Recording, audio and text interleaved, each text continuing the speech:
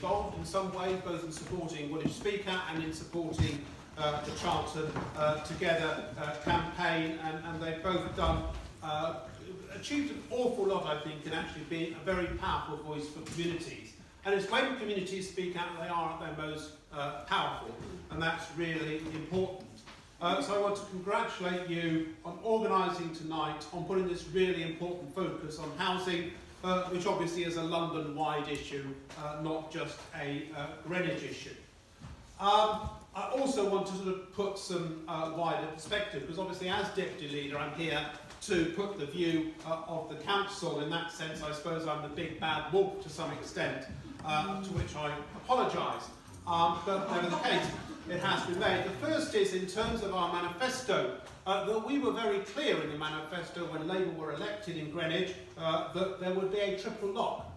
That where there was regeneration and development, firstly, that there would be consultation, and it should be jointly with residents. Secondly, that there would be a ballot of residents where their homes would be re-provided and redeveloped. And thirdly, there would be a right of return. Now, I don't actually think that this applies in these circumstances, but nevertheless, there has to be very, very thorough consultation. But I was very pleased to argue for and get that commitment, which is new in Greenwich, to the triple lock. And just to give an example, Councillor Williams and I represent Woolwich Common Ward. One of the housing associations there, I want to redevelop an estate, and we've said to them, look, they came along and said, look, we want to knock all these houses down, they're getting a bit tired, put up some nice new houses and flats and things, and it'll be very nice, looks very good. And we said, wait a minute, do the residents know about this? And they said, oh no, they don't know. And I said, I think you better go and ask them. And actually, to be fair to Hyde, they spent 2 years talking to residents, having local groups, coming up with a design. They've got a couple of the homeowners that have bought their houses that are not happy with what they've come up with. Actually, quite a good plan. I think that all the residents are built into apartment 2. So what they're going to do now is they're going to have a ballot of the residents to see whether the vast majority support their redevelopment in Brookhill Close. And I think that is a very good model and one that I'm pleased about, but that's a wholesale redevelopment. Now, I do think what needs to be, some of the things that need to be said based on what was said earlier.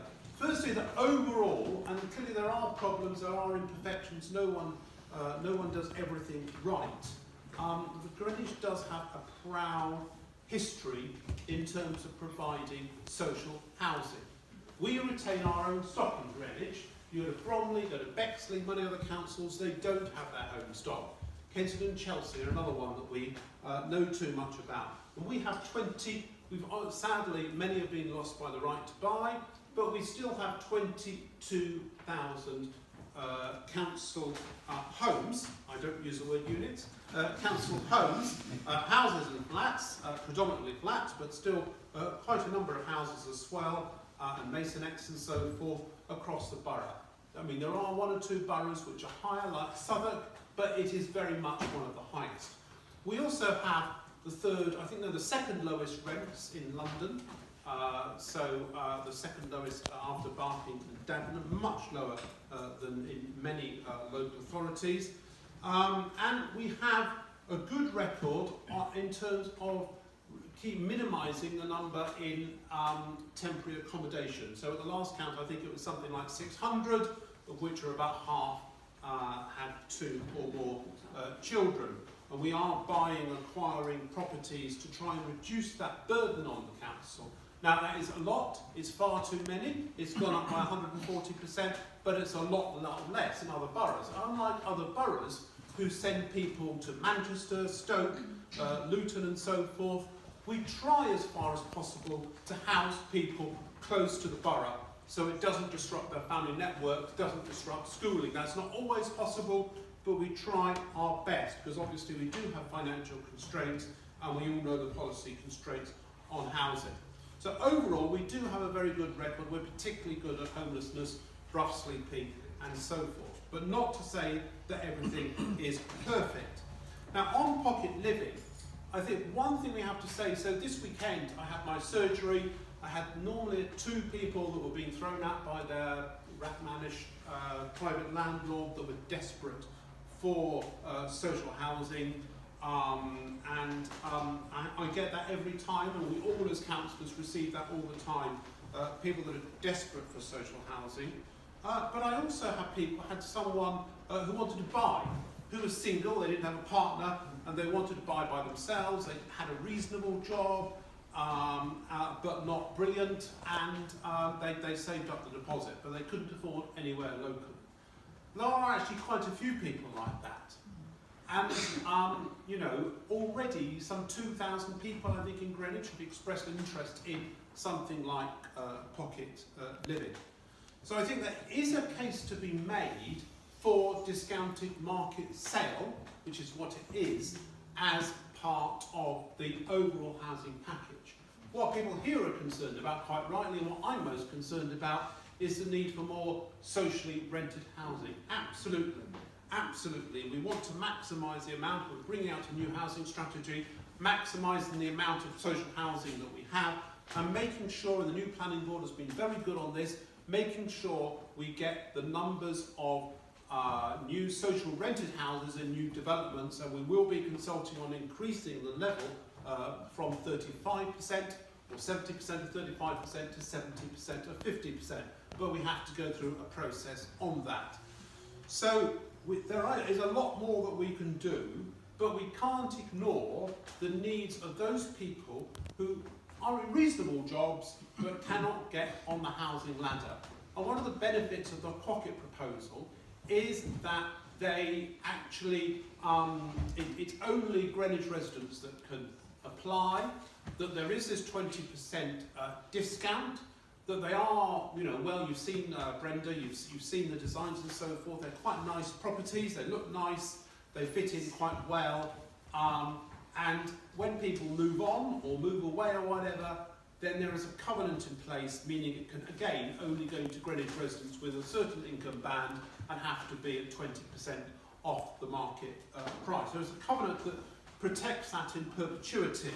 The money that the mayor loaned to Pocket is being recycled, so when they make some money out of the rents and so out of the sales, that goes back into new developments. So it is quite a unique model. There is something to be said for it. I'm not saying there aren't always there are also questions that have to be asked, absolutely. And there aren't questions that have to be asked about whether it is the best way forward to use housing land or whether there is other land that could be used. There are certainly questions to be asked in terms of whether these are the right sites. Exactly. And that's why we're having these consultations. And what I would say on that is that you must use your ward councillors. Your ward councillors, and there are 3 sites, so you've got 9 champions. They are tremendous, and 4 of them are here tonight, 5 of them are here tonight. Those are tremendous champions for ensuring your voice is heard, that the consultation is effective, that they aren't right to ask questions, it's clear, everyone can access it and get involved, however busy they are and so forth, whether they have access to email or whatever, and also that in the end it's transparent and their voice is heard. So do use your ward councillors, they are champions. Do use the scrutiny process that councillors Gardner and Stanley talked about, because unusually we will be having pre-decision scrutiny here, and that's a process I've been through and I know can work very well and lead to some real changes. And then if they do decide to go ahead, and it may be some slight changes, then we need to make sure that the planning process is also properly used. But do engage. I know the councils of Blackheath, Westcombe have been very engaged with local residents in Kidbrooke Park Close already, looking at the specifics of the site and whether there are alternatives and so forth. Have those sorts of conversations with your ward councillors. But above all, what I said is this, that I think there is a role for pocket living. I think there is a role as part of the mix for discounted sale, because I've got young daughters in their 20s and so forth. They can't afford to buy or anything like that anywhere near at the moment, but one day they might be able to. And I understand people that have come to my surgery and say, we would like to buy, but it's just a bit too expensive and so forth. I understand this has a role. But on the other hand, what I would say is we've heard very clearly what people have said tonight. We've heard very clearly we've got to do better on social housing, and we've heard very clearly the consultation has to be absolutely genuine, and that's what I'm giving you my commitment on tonight, and that as a Cabinet Member for Housing Councillor Kirby, it will be a very genuine consultation. So I hope to continue to have this dialogue at Greenwich Housing Forum. Thanks very much for coming. Happy to answer any further questions.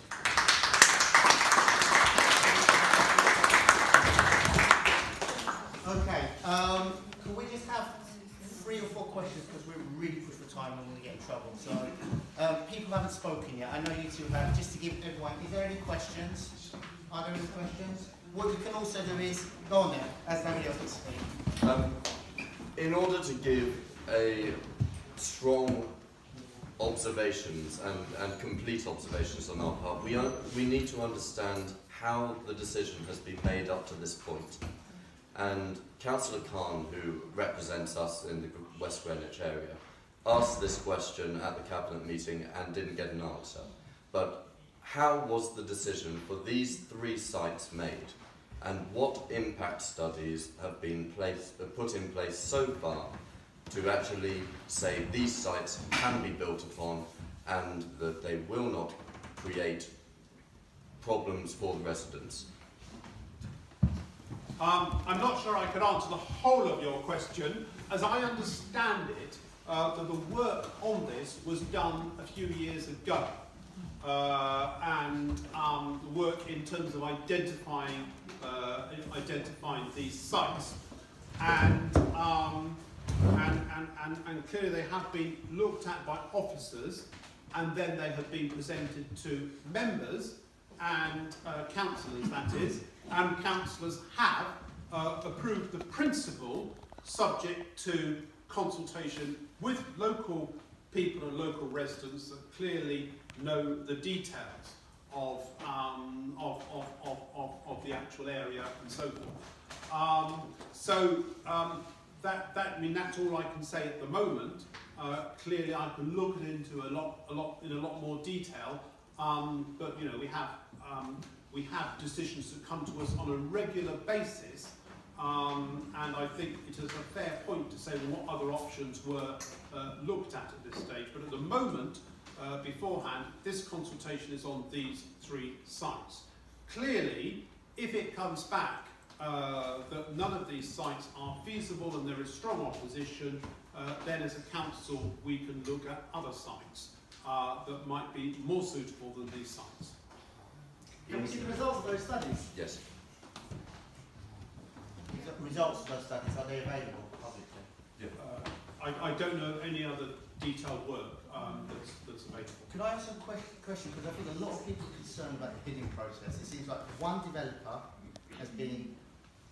We don't know how this arrangement came to place. Did they approach you? Did the council approach them? Why was there only one company involved? It does seem like it should have been much more open and transparent bidding process. Absolutely.